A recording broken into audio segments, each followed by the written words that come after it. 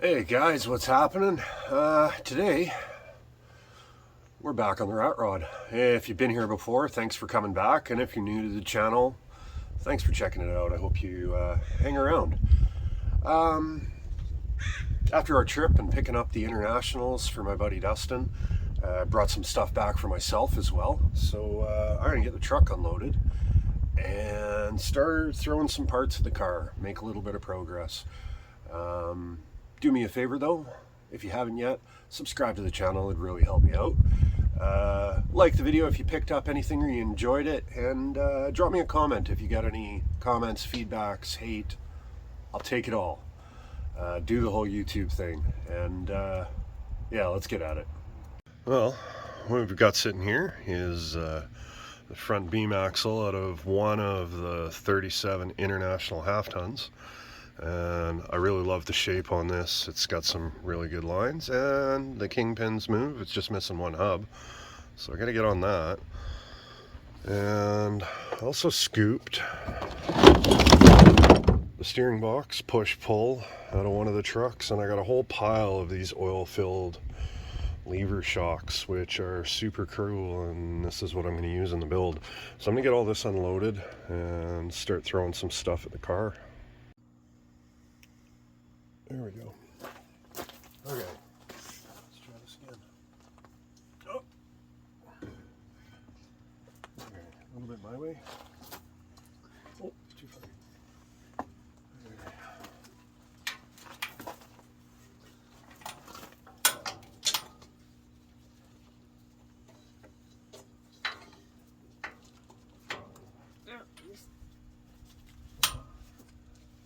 I'm just trying to. There you go. Over. Hooked up? Yeah. Okay, let's lift up.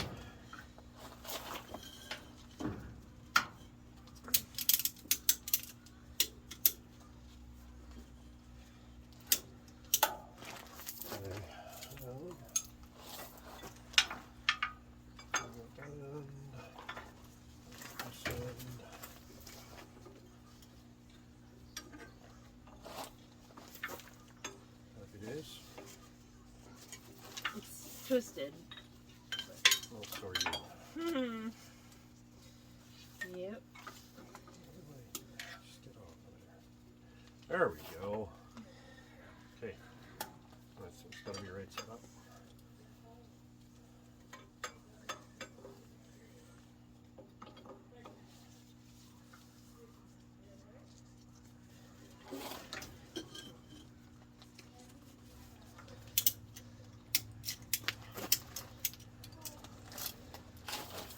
Happy?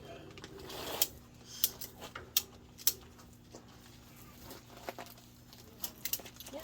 Should be good. Well, you can see it doesn't take very long at all. I use ratchet straps to mock up a whole lot of stuff just because when we can make them work. I mean, ratchet straps, clamps.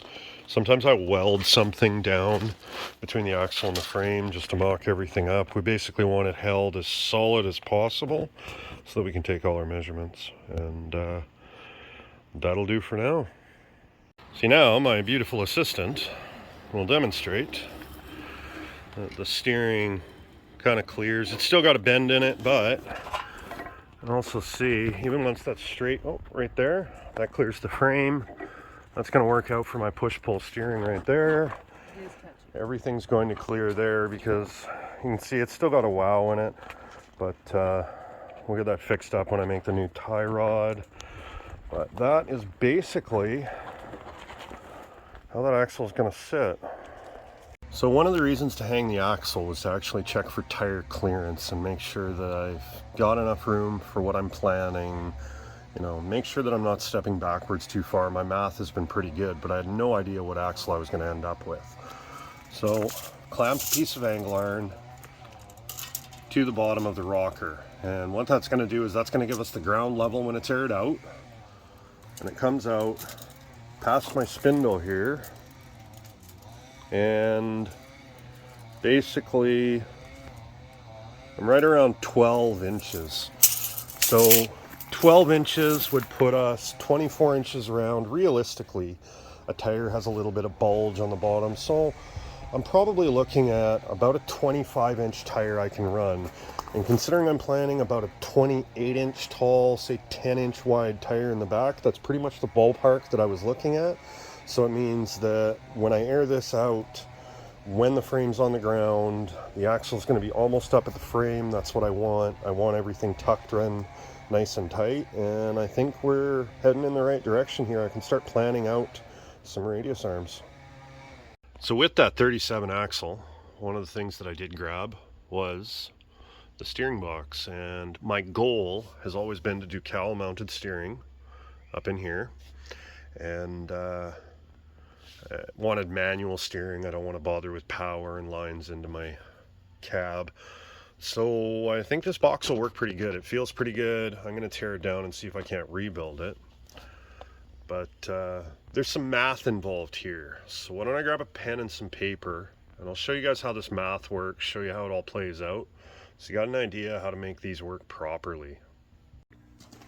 Okay guys, let's see if I can break down a little bit about suspension and steering. Now, your suspension and your steering have to work in conjunction with each other.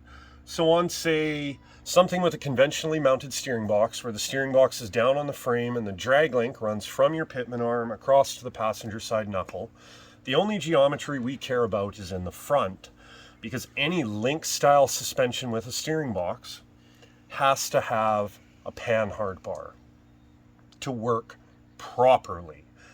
Now, say in a four-wheel drive truck, this is pretty straightforward. Your box would be up here, your pitman arm, your pivot at your drag link is there, your pivot is there, this is your drag link. Now, if this is your frame and you pivot here, your axle mounted pivot is there. Now the problem with this in a lot of production vehicles is that what you're shooting at is, if you make an imaginary line from this point to this point and this point to this point, you want these angles to match and you want the length to match as well. The reason being is that your panhard locates your axle, so this would move in an arc based on that as the center, which changes the different distance. This is from this, is induces what's called bump steer. So every time you go over a bump, since your axle is moving side to side differently than your steering, it steers your wheels as you go over a bump. The problem in a vehicle like that is getting your panhard and your drag link the same length becomes a problem, say if your steering box is on the outside. If the steering box was in the inside and your pivot for your drag link was there, now these two links are the same. That would be an ideal scenario. Now if we convert that over to, say, rat rods, where they're running radius arms with a suicide spring in the front, your spring is what's locating your axle. So since your spring is locating your axle and keeping it perfectly centered, if you have a conventionally mounted steering box up here that's running over here, we're running into the same problem. This axle is running perfectly vertical, but your drag link is running on an arc, which is why vehicles that were mounted in that fashion had a steering box mounted further back on the frame and using a push-pull system on the driver's knuckle. In which case, what we care about is a picture from the driver's side. Now, if we're looking at the driver's side, this is our kingpin here, our steering arm, the center pivot is right about there. Now, this would have say this has a radius arm, a pivot here, and hypothetically in this scenario, we put the steering box here with a pivot here. Now we can see that this here moves in an arc like this. However, our steering moves in an arc like this. And the problem is that this induces bump steer as well. Now, this gets amplified, say if we were to mount the steering box up high with our pivot here. As you can see, once again, we're not running in the same arc. So the biggest key here is that if our kingpin, we have our pivot here our steering box, pivot is there, we're mounted in our cowl, pitman arm hangs down. Now, since this is our length from the center of the axle to our pivot on the frame for the radius arms, we would want it to be there. It doesn't matter what shape this is. This could be a big banana, this could be Y-shaped, this could be a single bar. We could shape this like an S. It doesn't matter as long as this pivot to the center of the pivot there and the pivot here to here matches, because then when this travels down like this is continuing on the same arc. So as I'm putting the front end of this car together, what I have to keep in mind is that wherever I mount my steering box up and down my cowl has to work in relation with the radius arm location on the frame. It doesn't matter what I do. Since I'm mounting the steering box back here, it doesn't matter if I use a transverse mounted leaf to locate it. I can use airbags and a pitman arm. I can use a Watts link. I've seen slider units that are basically look like this, and the axle would have a pin made out of Delron, lined with Delron or something that slides up and down. It doesn't really matter what I do to locate the axle side to side since my steering box is mounted back here. However, I need to make sure that the lengths on both match. I can't mount my steering box too high. I can't mount it too low. I've got to watch all of my angles, which means everything has to be designed at once. And in my case, that means that I'm going to drop a whole lot of stuff into CAD, figure out where all my takeoff points are, and I'm going to make sure that it works. Now, the problem here is that all of this math, considering the fact that the pitman arm pivots as well, all of this math is only going to apply in this car in particular, or in a similar situation, when the wheels are pointed straight ahead. Because when my pitman arm rotates further back, my angles have now changed because this pitman arm does not move straight in a line. On my kingpin, my arm is going to move in line with the kingpin. With the caster, it's going to move on an angle. And this is moving in a completely different arc. So as soon as I turn the wheels, there is absolutely zero way to 100% eliminate bump steer in a setup like this. So what we need to do is mitigate it. We need to reduce it to as little as possible, taking all of the math into account and making sure that basically we've done the best job possible. Most people don't recognize minimal amounts of bump steer. There are many vehicles on the road that have bump steer from the factory. Anything that runs leaf springs, a truck with standard leaf springs is going to have bump steer. Either it has push-pull steering like our hot rods do, in which case usually your steering link is shorter than the length of your leaves, or it's mounted transversely. You're running your steering box from your driver's side frame rail to your passenger side knuckle, and you're counting on your leaves to hold your axle perfectly centered, and we're back into the same math that we do up here with the transverse mounted leaf and a hot rod. What we're trying to do is keep the math in mind because we want to make it as minimal as possible. That said, we can put up with a lot, and anybody that's driven cars like this, 4x4s, anything that cheats the laws, we all know that we can make things work. But I talk to people about this all the time because the same math applies to control arms. If you have an A-arm car and you say your control arms are like this, those are your control arm control points. It's got a rack and pinion. Now, if we were to draw an imaginary line out to here, to whatever point in the distance this ends up, this is our imaginary point in space. This, we would draw another imaginary line, and if you were to go out and look at your A-arm car, if you drew an imaginary line out to your tie rod pickup there, we draw a line through these, pardon me, we draw an imaginary line through these, and the distance from here to here on the imaginary line is how long this tie rod needs to be, which is why if you're looking at your car, Those are your pickup points. You'll notice that this is in and this is in here. And this length is directly correlated to this. It's a different angle than your control arms. And that is to eliminate bump steer in a perfect scenario. Now, a lot of people, when they bag vehicles, if you bag a mini truck, there's plenty of people that have correction kits for slammed vehicles, and what they essentially do is they're a spacer bolt that brings this down here and this brings this pickup here.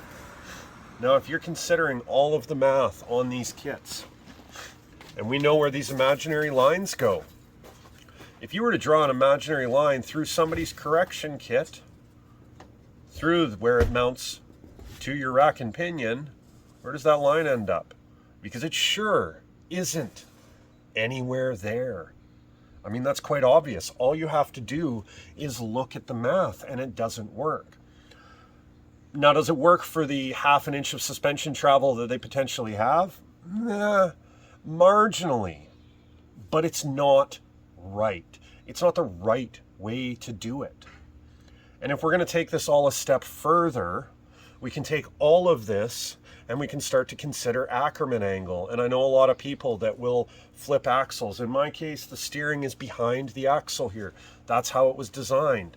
The reason being is because Ackerman angle is involved. And what the Ackerman angle is, if we were to take, in our case, our kingpins, those are my kingpins, and we go to the center of the rear axle, and we draw an imaginary line from the center of the rear axle through the kingpins. If you look at any vehicle that has the steering in the front, the steering arms are farther out than the knuckles.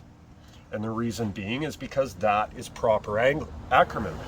Ackerman angle is what makes your inside tire turn further than your outside tire. That's why when the steering is behind the axle, it is inside of the kingpin. Your drag link tie, or your tie rod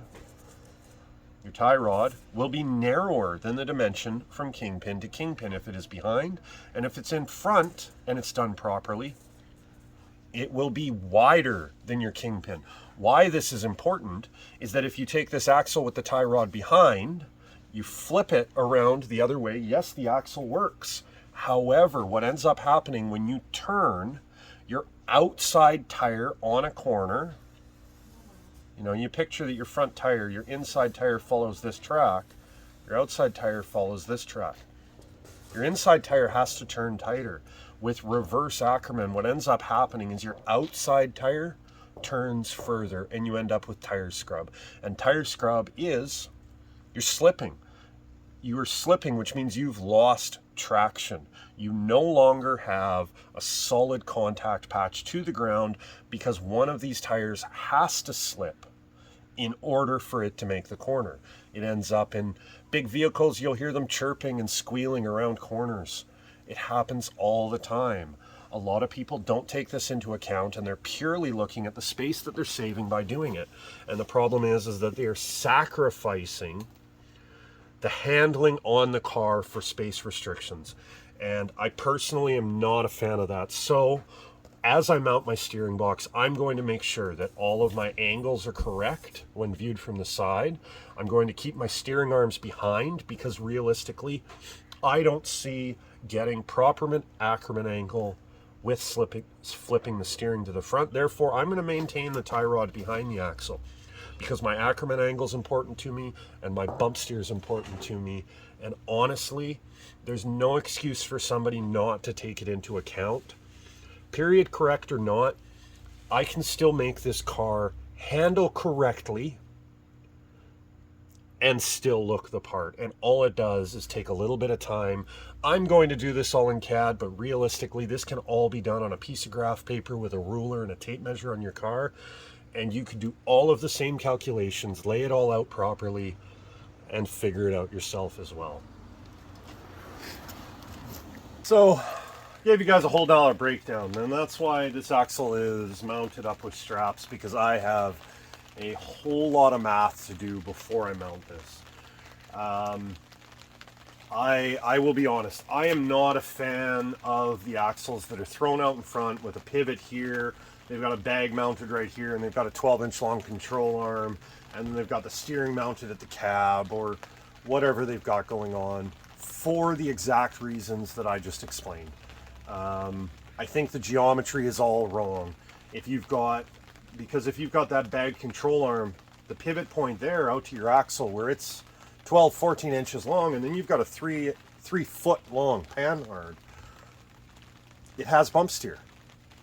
This thing may be a death trap, but I am going to do everything in my power to make it a drivable death trap at all suspension heights.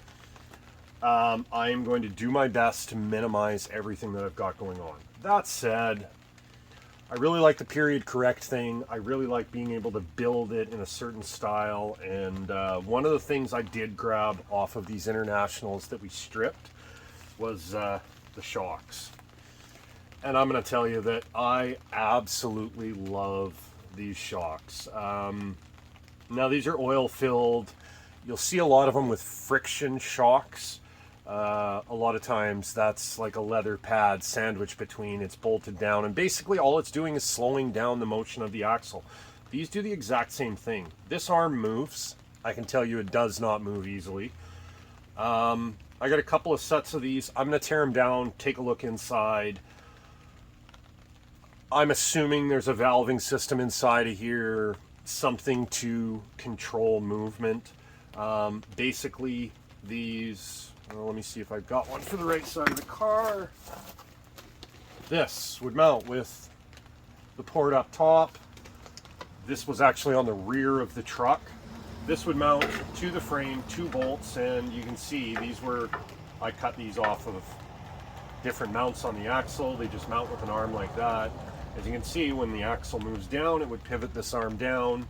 This is where the suspension travel comes in. So I have to do some math on how much suspension travel these allow, maybe extend them, see what I can do about valving on them. I'll do a video when I tear these down. I'm going to rebuild. I've got 6 of them here. I'm going to rebuild all 6 of them.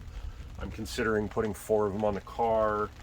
I know my buddy might want a pair back, but for period correct, it honestly doesn't get much more period correct than the shocks that actually came on a 37. And they really, I love them. I love the way they look. I love the concept behind them. They can mount up there. They're out of the way. They're not going to get into any clearance issues. And I don't need a big goofy tower up top. I was considering building some friction shocks. I know you can buy them online. I've seen guys that have built them from scratch. I like the idea of these over friction shocks, partially because they really did come off a 37. But once I get the suspension designed, these will come into play, and then I need to figure out my math for how much travel I'm allowed with these. And you know, these will probably mount back here somewhere. They'll have a link down to the axle, similar to this, and that will be my shock absorber throughout the travel. So these aren't getting mounted yet. Like I said, I need to deal with the whole front end of the car and the rear end before I worry about mounting these. But this is my game plan down the road. I've got a few of these. The ones that came off the rear of the truck actually feel like they're valved quite a bit stiffer than the ones that came off the front of the truck. Either that or the ones that were on the front are just worn out. Either way, maybe they don't have any oil in them. But yeah, you can, oh, wow. Must be an air pocket in there because I just managed to move it for quite a, there we go. See, they do move quite a ways. I mean, we're talking, that's probably 6-7 inches of travel, which is probably all I'll ever need in this thing. They do not move easily. Don't let me kid you. These take some force to move them, and they may take just as much force or even more than your typical white box shock that everybody picks up. But yeah, I'm going to tear them down. I'll do a video when I get to that point. It'll probably be a video basically detailing tearing these down, showing the inside. The inside of these are going to work like any of the other oil-filled shocks that you can find on old cars. But that's going to be for another day. But I was pretty stoked about this. When we saw them on the trucks, I had to pull off what I could because these are cool. Now, one of the other things that I did when I was down there that I forgot to do last time was I cut out some body mount brackets. And what we have here is, this is the side that's actually going to mount to my sill plate. Now, I talked in my CAD videos before about bend slots. Basically, the idea here is that these will bend over, give me a U-shaped bracket. These are straight off the table. I haven't even cleaned them up yet. And I made them. You can see they're a little bit tall. I made them so that I can cut them down a hair.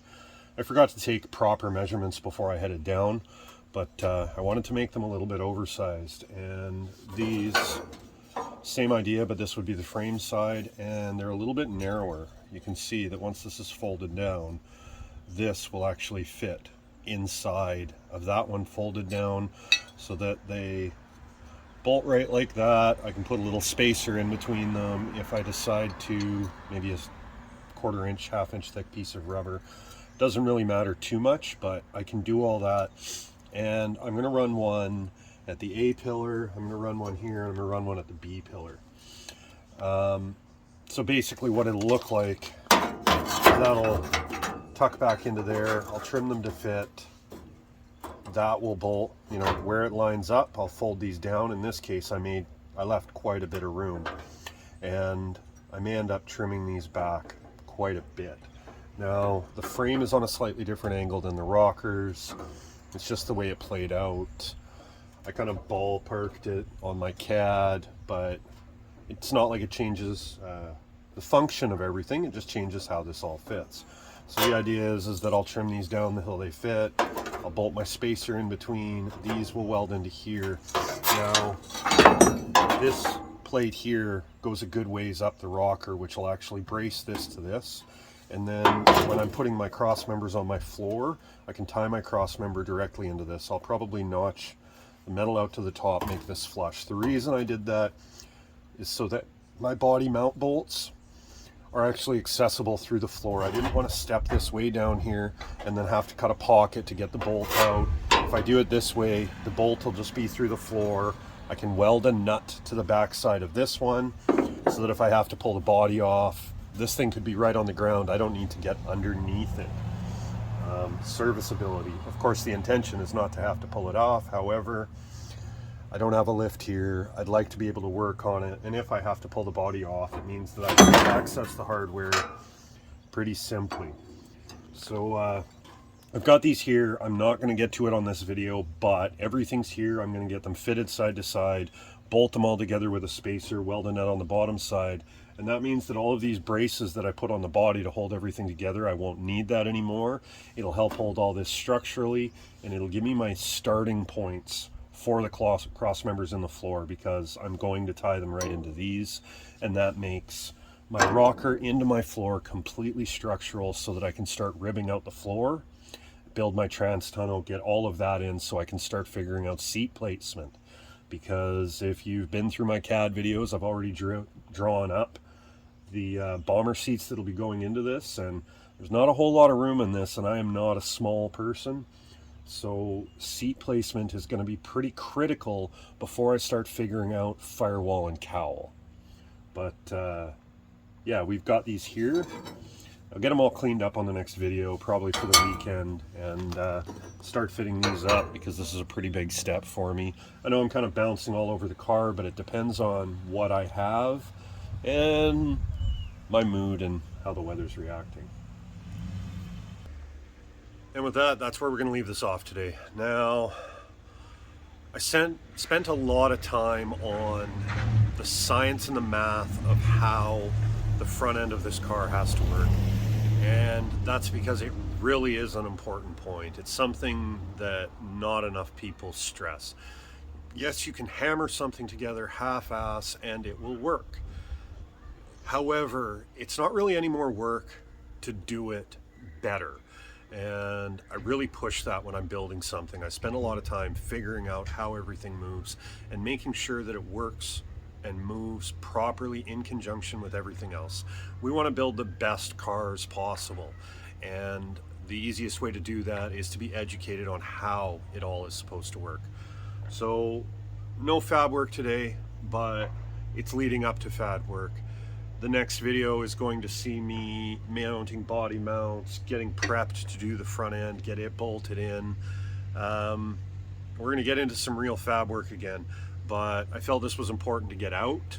I know it's a subject that I get messaged quite a bit about for many years. Guys putting together projects and they want to understand how their front ends work. That was the easiest way I could break it down.